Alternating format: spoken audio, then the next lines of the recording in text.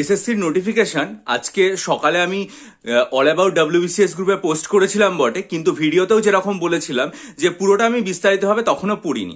আজকে যখন সন্ধেবেলাতে পুরো নোটিফিকেশনটা গেজেট নোটিফিকেশন পুরোটাই পড়লাম, তখন আমি আশা করেছি যে হয়তো এর ভেতরেই স্কুল 9-10 এবং 11-12 টিচার রিক্রুটমেন্টের পাশাপাশি এসএসসি গ্রুপ সি এবং গ্রুপ ডি সমস্ত নোটিফিকেশনটাই প্রকাশ করে দিয়েছে।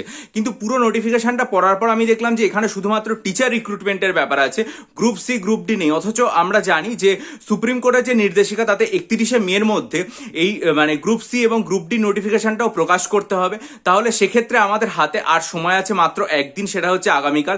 তাহলে এটা আশা করাই যায় যে হয়তো আগামীকাল ভোরের দিকে এই যে নোটিফিকেশনটা রয়েছে সেটা প্রকাশিত হবে, বা আগামীকাল সকালে আমরা সবাই এটা সম্পর্কে জানতে পারবো। জানলে এটা সম্পর্কে বিস্তারিত ভিডিও করে দেবো এবং আপনারা নিশ্চয়ই কমেন্ট করে জানিয়ে দেবেন বা আমায় জানাবেন, তাহলে এটা সম্পর্কে বিস্তারিত আলোচনা করতে সুবিধা হবে। সকলের জন্য শুভেচ্ছা।